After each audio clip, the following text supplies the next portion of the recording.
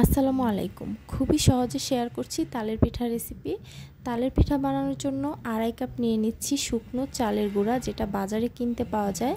আর চালের গুঁড়াটাকে প্রথমে একটু চেলে নিচ্ছি।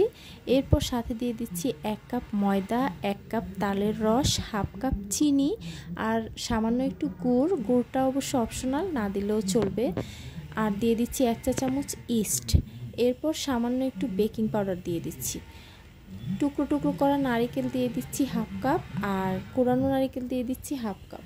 প্রথমে একটা হুইস্ক দিয়ে চেষ্টা করেছিলাম মিশিয়ে নেওয়ার জন্য, কিন্তু এটাকে ভালোভাবে মেশাতে হবে, তাই হাত দিয়ে মিশিয়ে নিতে হবে। আমি হাফ কাপ পানি দিয়ে দিয়েছি আর হাত দিয়ে খুবই ভালো করে মিশিয়ে নিচ্ছি। মেশানো হয়ে গেলে রেস্টে রেখে দিব পুরো 2 ঘন্টার জন্য। একটা গরম স্থানে রাখতে হবে, তাহলে একদম ফুলে ডাবল হয়ে যাবে। এবার আমি তালের পিঠাগুলো বানানোর জন্য কাঁঠাল পাতা নিয়ে নিয়েছি, আর কাঁঠাল পাতাগুলোকে ভালো করে ধুয়ে মুছে তারপর তেল ব্রাশ করে এভাবে কোন শেপ করে দিচ্ছি। আর এর জন্য আমি টুথপিক ব্যবহার করেছি। এরপর পিঠাগুলোকে আমি ভাপে দেওয়ার জন্য রাইস কুকারের যে ইয়াটা থাকে, বাটিটা, সেটা নিয়ে নিয়েছি।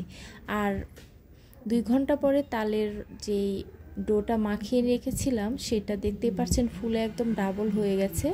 আর এবার আমি কোণের মধ্যে 1 চামচ করে দিয়ে দিচ্ছি, মানে একটা কোণের হাফ করে দিয়ে দিচ্ছি।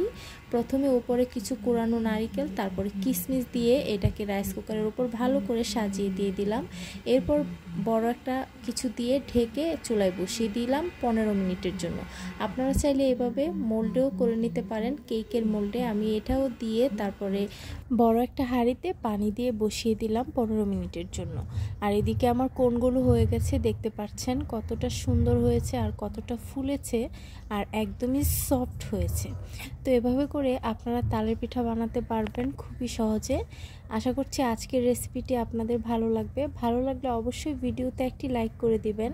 পাশাপাশি আমার চ্যানেলটিকে সাবস্ক্রাইব করে আমার চ্যানেলের পাশে থাকবেন আর ফেসবুক পেজটা ফলো করবেন। আজকে এ পর্যন্তই, আবারও দেখা হবে নতুন কোনো রেসিপি নিয়ে। আল্লাহ হাফেজ।